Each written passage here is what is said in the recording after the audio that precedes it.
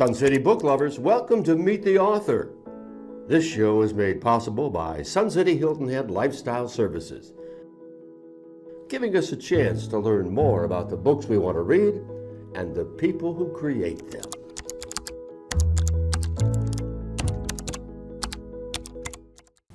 Welcome to Meet the Author. This month's featured author is Sun City resident Bill Nissim. Bill Nissim takes us into the future with his book, Our Time is Near. This is a compelling story which will leave you thinking. I got a chance to sit down with Bill to learn more about him and his writing. Let's meet the author.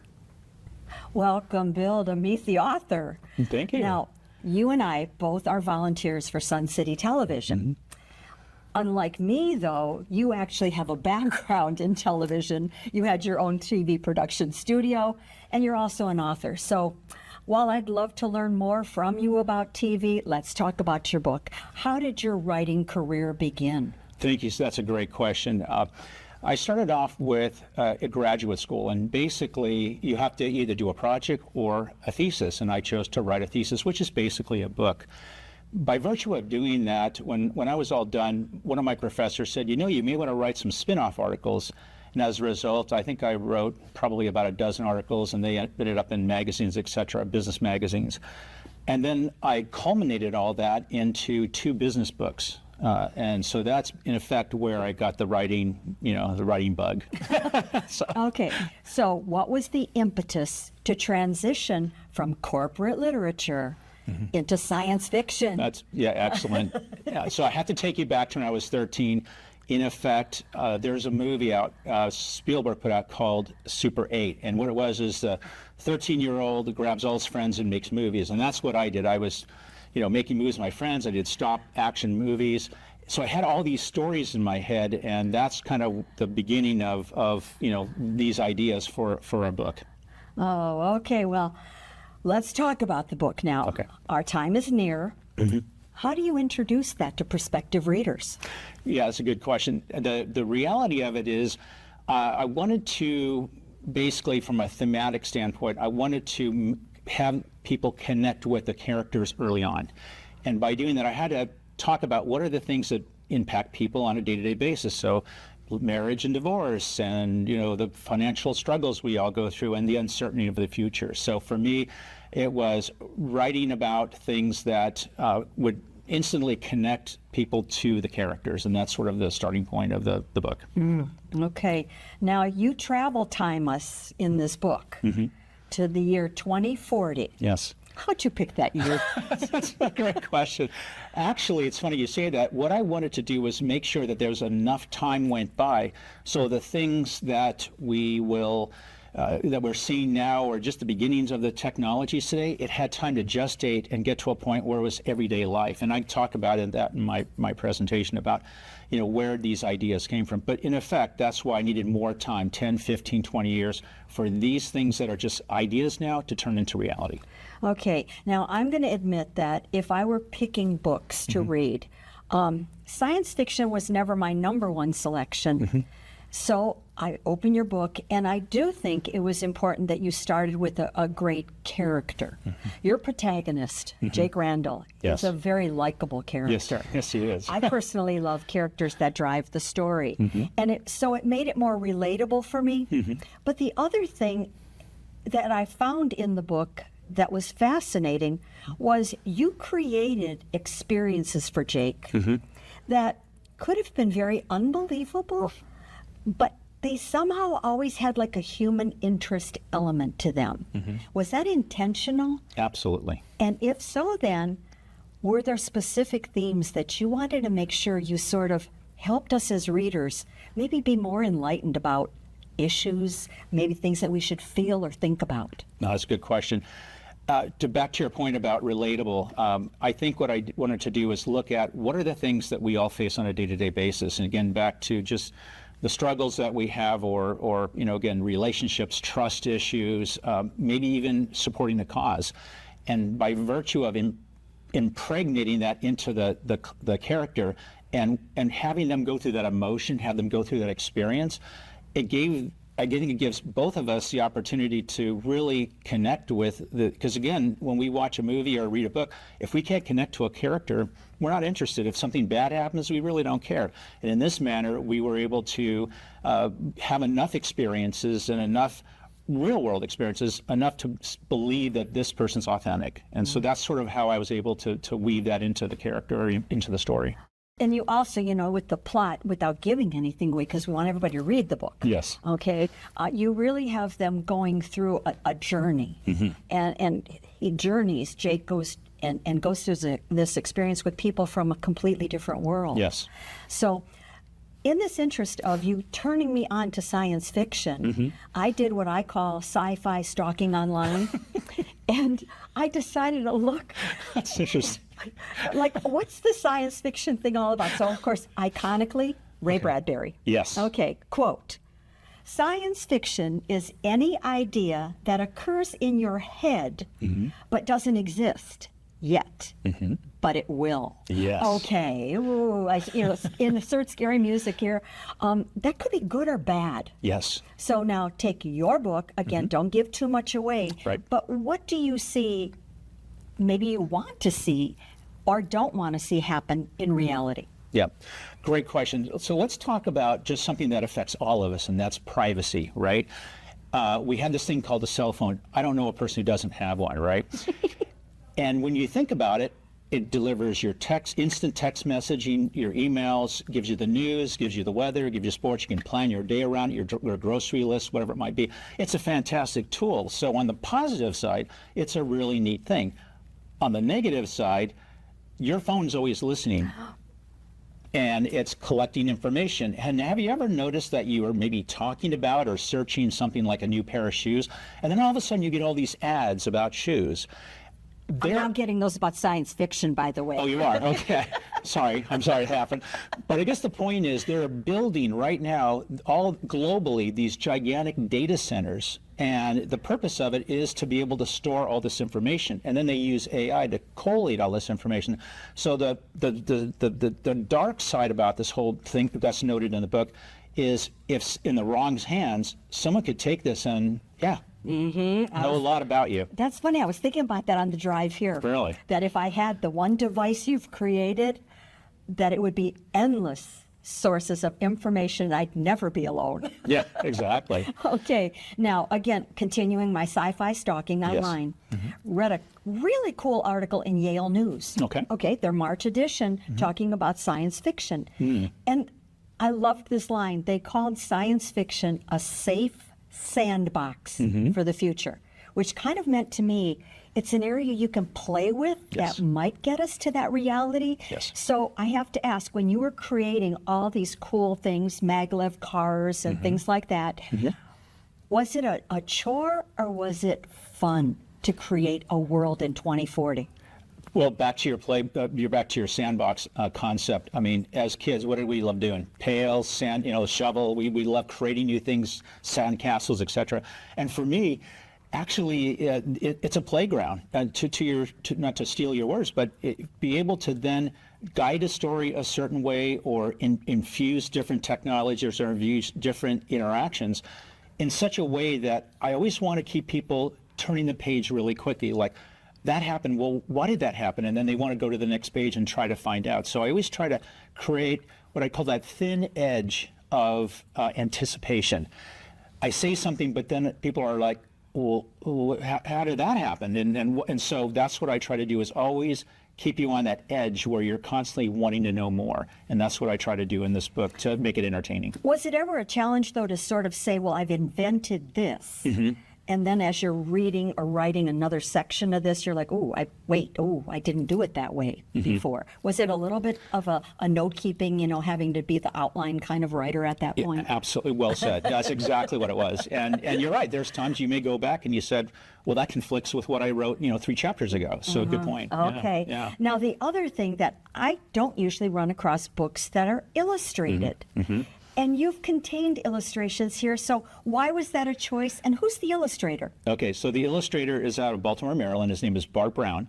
And what I did was to think about people when they read words, depending on whatever the literature might be, the body of it. Sometimes they read something and they just don't understand what that thing is, or how does that thing work, or that circumstance. So I felt like by selectively and at pivotal moments injecting an image in, I think that what it do is it helps the reader visualize, comprehend, consume, and understand, okay, now I know what they were talking about. Showing a certain technology or showing an interaction between a pivotal moment between people, I think was really critical. And that's why I did it, you know, I'd add right or wrong. I'd add another word, relate. Yes. Because I could relate to it. And I think it was nice for me because this is like, these were still like real people.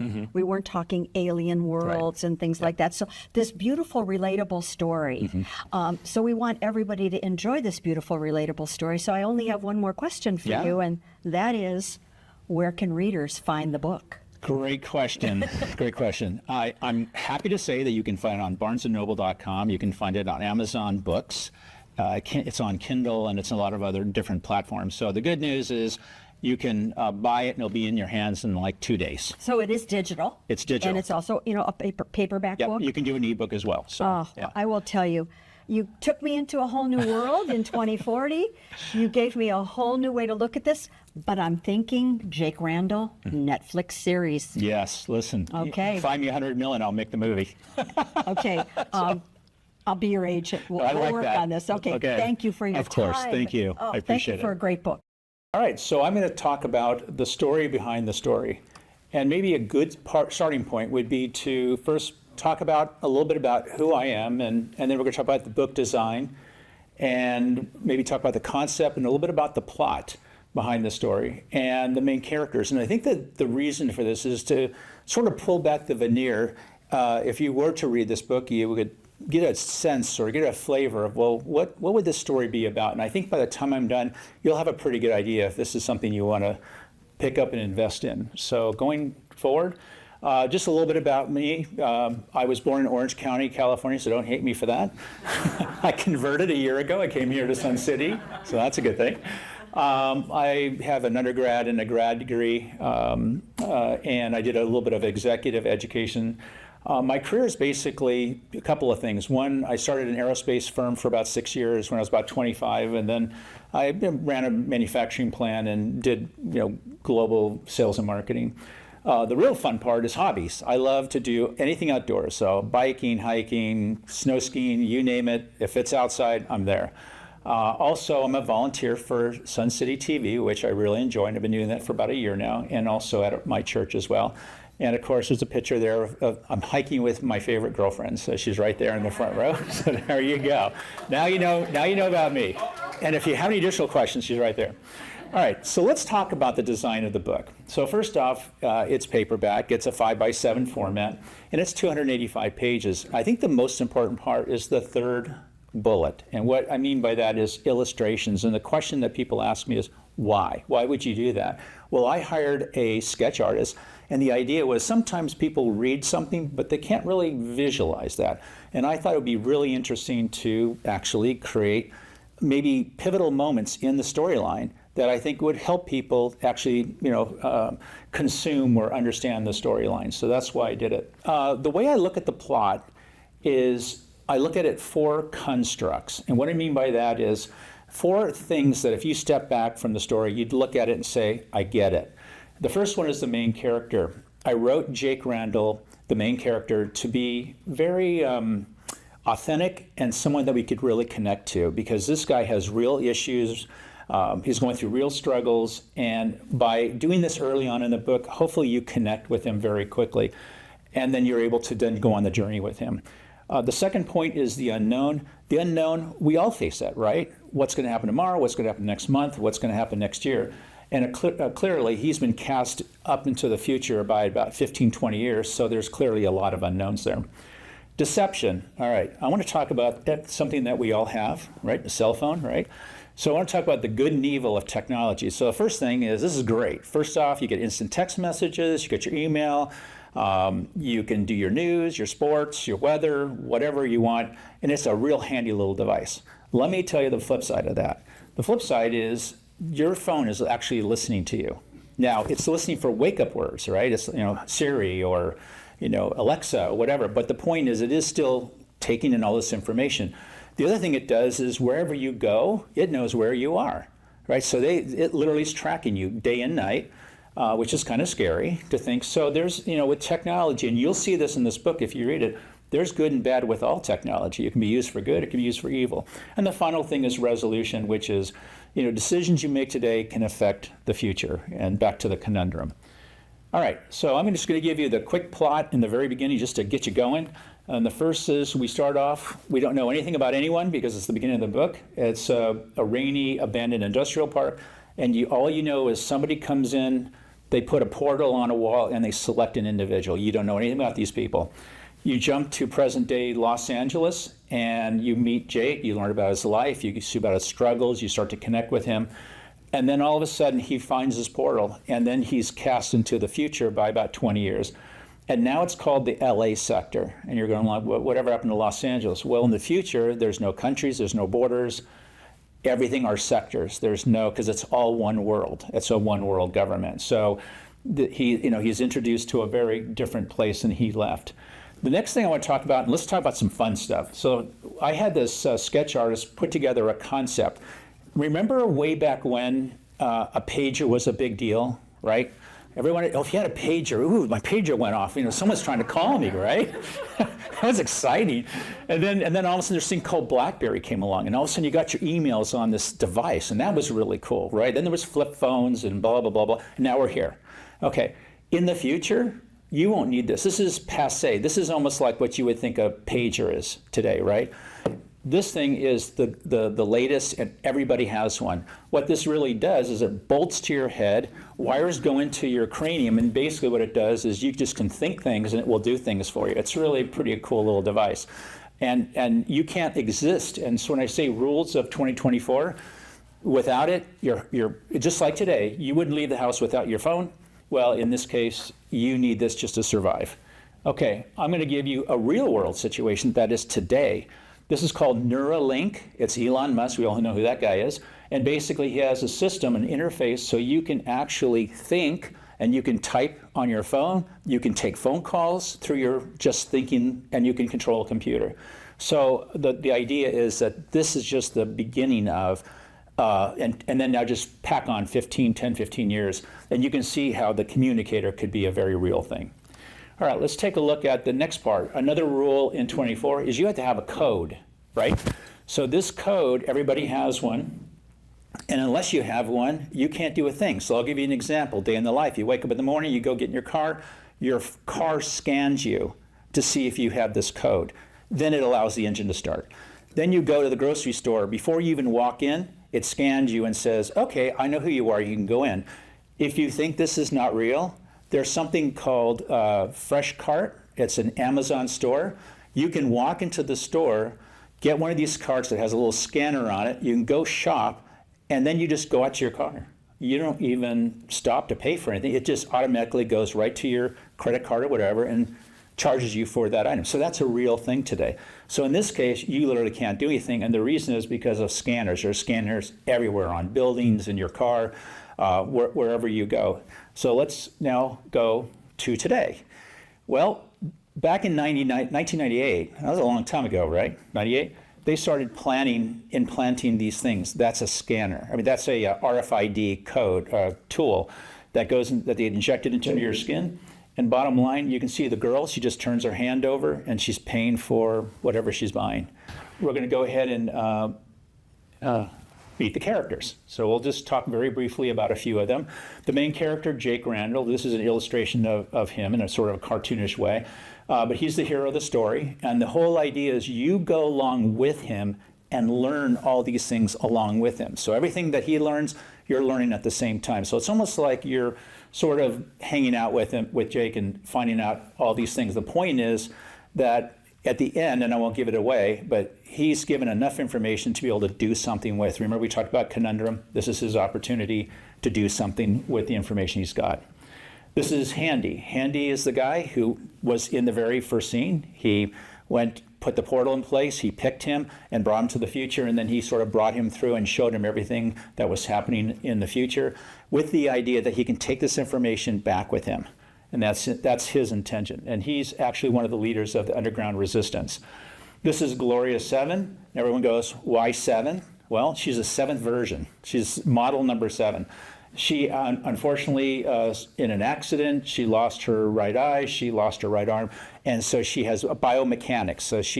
So if someone comes up to you and say, my name is Bill 4, I have the 4th technology of this stuff, and that's what that means. But she's the Chief Technical Information Officer. She supports the resistance, and she helps Jake, educates Jake to understand what's going on in the world. Now let's go to the dark side, right? So the dark side is, I'm going to show you all the evil people. So this guy's name's Anderson. He's a really bad dude. And I think I think George read the story, and I think she's not here, but George read it. And he's a really bad character. I mean, this guy doesn't care about anybody. And so his thing is directs the world security forces. So he's the top dog. And he's judge, jury, and executioner, and he's a really bad guy. This is his communication officer. His name's Pelbrick. Pelbrick was part of it, and he got out because he said, this place is too weird for me, and I'm going to leave. So he jumped ship, and he goes to the resistance, and you'll understand a little bit more about him. And then finally, there's the supreme leader. We spend very little time, just so you know he exists, but you just know that he's kind of the guy who runs everything. This is the scary part. So the technology, these are things that were shown throughout the book in terms of the technologies that exist. So for example, this was a security drone and a sentry that goes up and down the streets all day long. So imagine you're here in Sun City, this thing just goes up every single street and it's just monitoring. It's like Servitas on steroids. And all it does is it goes around and it checks, and if it catches you, and you don't have code and you don't have a communicator, they send people, swoop right in and they grab you and throw you in jail. So that's its purpose here. But let's look at some of the technology that exists today, but if you take it to its nth degree, how it could fit into the novels. So first off, drones are used by military and commercial. They're used for crop health, inspect bridges, surveying, delivering products like Amazon products, and public safety. So those things are actually being used for all those purposes and more. Flying vehicles. I don't know if you guys know this, but flying vehicles exist today. Okay, they're small, compact. They don't look like a car, but there's what's called the low altitude economy, and what that means is there's a company called AirCab in China, and they already have approved this. They're in production, and they have these flight routes. Meaning you go in, you get in one of these little things, it's a single seater, it takes off, it flies over to wherever you want to go, and it drops you off, and you're done, and it picks up and goes. In the same manner, there's something called Waymo. Everybody knows what Waymo is. You call a cab, and there's no driver, and you get in it, and it takes you, and hopefully you get to where you're supposed to go. So, but these things actually exist. Jetson out of Italy, same thing. They're making these things will exist. So when you see flying vehicles in my pictures here, it's coming. And then finally, data centers. There are massive data centers around the globe right now, and there's one of the biggest ones in North Virginia, and it's just massive because everything is going cloud computing, and they need it for AI and a bunch of other reasons. So, okay, so to wrap up, we're done. To wrap up, what could be? So the story is about the uncertainty about the future. So if you have an interest, that's what it's about. And basically what I just described and everything is the world is heading in this direction. Like it or not, the world is heading in this direction. And then the final slide is what's the opportunities? For us, well, it's being informed, whether it's the characters in the book being informed or it's you making good decisions every day. There was I think it was a community connection about scams. I don't know if you guys saw that or not, but I mean, it's scary to think that there hasn't been a bank robbery. Let's see, the last bank robbery was like 2014 or 2015 here in Beaufort. They don't need to go rob a bank. They can rob you blind through a lot of myriad of different ways of getting to you, getting your information and stealing from you. So making good decisions today and then taking action when you can. So with that, there's one last slide. So what's funny about this picture is this is actually a scene from the book. It's an illustration in the book. And this is what says Sector 5 security vault. And he's going down into it. And you can see he has all this data up. And he's basically removing, it's the last vestige of your privacy. And by him going and doing this, he's taking away now everyone's completely exposed. Everyone, all your information, it's up for grabs. And that's what the purpose of putting this in the book is. It's showing how he went, this guy went down and basically unlocked everything. And that's the scary part right there. So. How did you come up with this idea? Okay. Was this something you thought about for years, or is this something that you just one day said, oh my gosh? So how did I come up with the idea? How can you do it? I just sit down and start typing. Yeah, I think the short answer is it was a culmination of a lot of different things. I got information from a variety of different sources, and I just brought it all together and said, oh, I think this might be a nice package, a nice storyline. So it was taken from a lot of different points, books and other things that, and then what's happening today with technology. So it makes sense kind of technology-wise that globally we need to kind of be on the same technology and stuff. But when you do that, have you thought about writing a sequel that delves into what's happening to the human cultures across the world when you put everything together into one big pot? so the question was, what happens if we either created a parallel story or an add-on to the original Our Time Is Near that talked about the societal or the global impact to nations. That's a great point. And I actually wrote a sequel called Our Time Is Near 2. It's not out yet, but it covers a lot of that.